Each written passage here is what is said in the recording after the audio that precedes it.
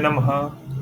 गीता सुगीता कर्तव्या किमन्यैः शास्त्रविस्तरैः या स्वयं पद्मनाभस्य मुखपद्माद् विनिःसृता।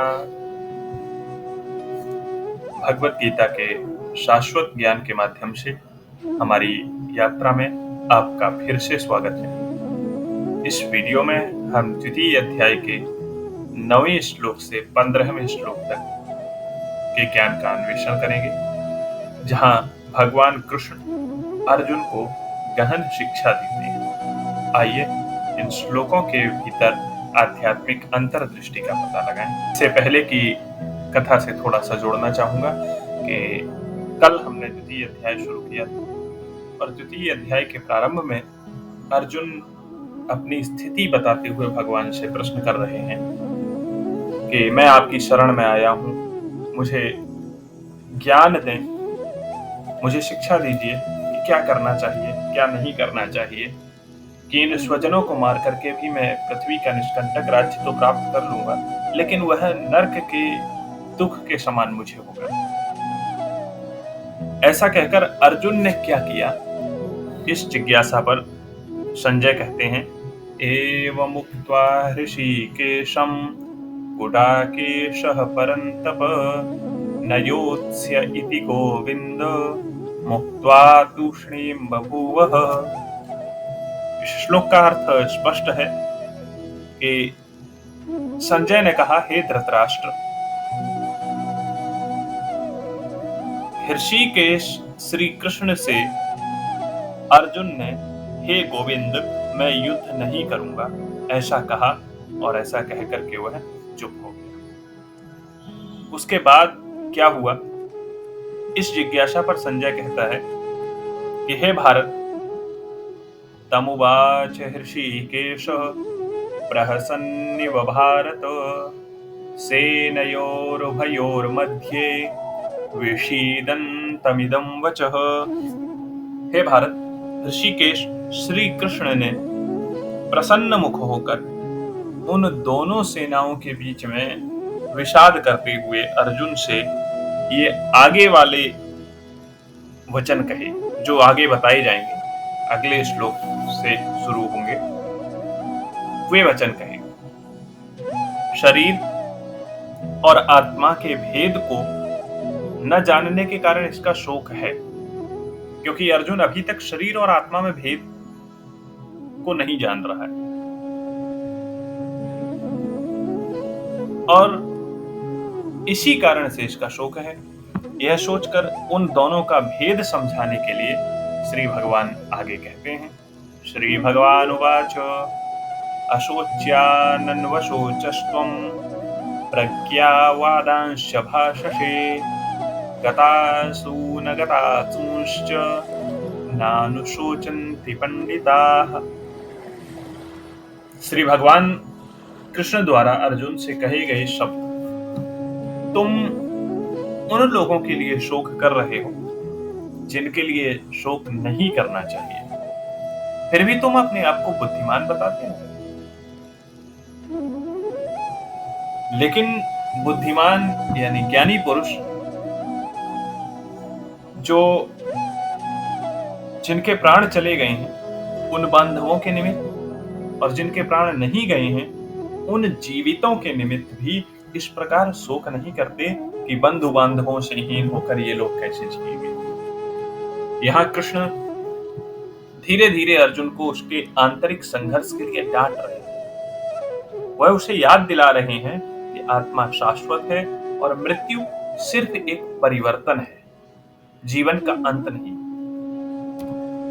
अगले श्लोक में कहते हैं, न त्वेवाहं जातु नाशं न त्वं नेमे जनाधिपाः न चैव न भविष्यामः सर्वे वयमतः परम्।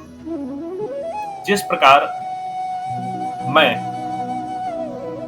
परमेश्वर किसी भी काल में नहीं रहता हूं, ऐसी बात नहीं है, अर्थात अवश्य रहता हूं, क्योंकि मैं अनादि हूं।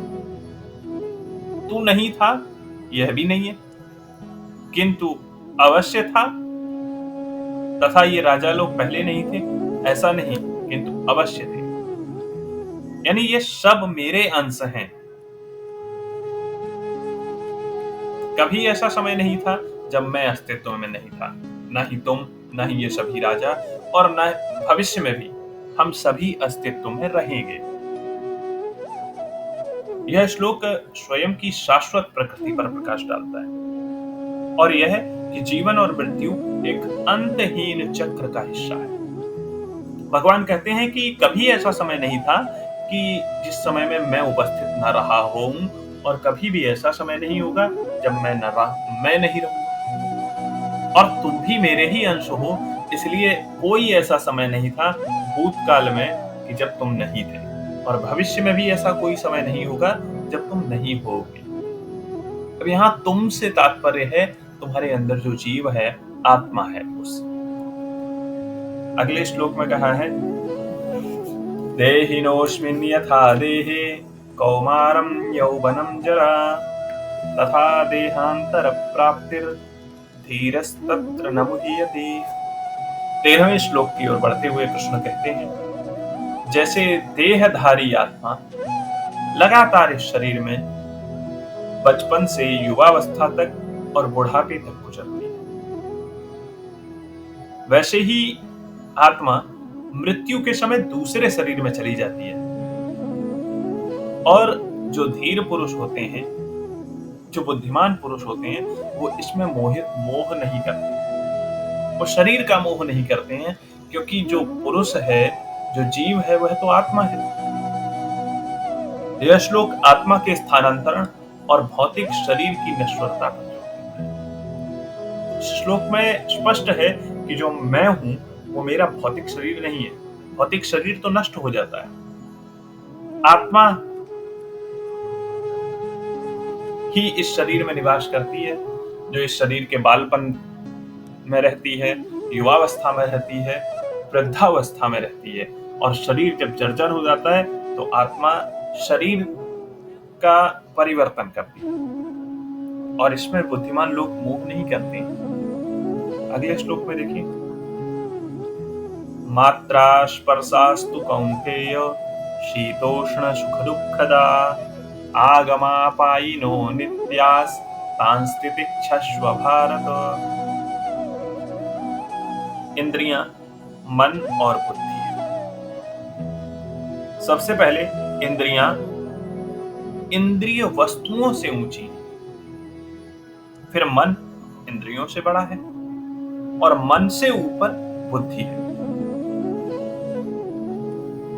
कृष्ण यहाँ हमारी क्षमताओं का पदक्रम बताते हैं कि बुद्धि सर्वोच्च है, जो मन का मार्गदर्शन करती है, और मन इंद्रियों का मार्गदर्शन करता है, और इंद्रियां वही ग्रहण करती हैं जो उसे निर्देश मिलता है। अगले श्लोक में और कहा है, यं हि न व्यथयन्त्येते पुरुषं पुरुषर्षभः समदुःख सुखं धीरं सोमृतत्वाय कल्पते। भगवान कृष्ण यहाँ बता रहे हैं कि हे पुरुष श्रेष्ठ, इंद्रिय और विषयों के संबंध सुख दुख में समबुद्धि वाले जिस धीर पुरुष को व्यथित नहीं कर सकते, दबा नहीं सकते, वह धर्म ज्ञान के प्रभाव से उनके द्वारा विक्षिप्त न होने के कारण अमृत स्वरूप मोक्ष के युक्ति होता है। अर्थात हे पुरुष श्रेष्ठ, जो व्यक्ति दुख और सुख में समान भाव से रहता है, दुख और सुख जिस धीर पुरुष को व्यथित नहीं कर सकते हैं, वह मोक्ष प्राप्त करने का अधिकारी होता है, वह मुमुक्षु हो जाता है। भगवत गीता के ये श्लोक हमें आत्मा की शाश्वत प्रकृति और जीवन के अंतर संबंध और ब्रह्मांड में व्याप्त दिव्यता की याद दिलाते हैं। जैसे जैसे हम इस पवित्र पाठ में अपनी यात्रा जारी रखेंगे, हम और अधिक गहन अंतर्दृष्टि का पता लगाएंगे। आज के एपिसोड का प्रश्न आपके सामने, श्रीमद् भगवत गीता के द्वितीय अध्याय का क्या नाम है? श्रीमद् भगवत गीता के द्वितीय अध्याय का नाम आप कमेंट बॉक्स में लिखें। जुड़ने के लिए धन्यवाद। हमारे साथ बने रहें इस यात्रा में। जय श्री कृष्ण।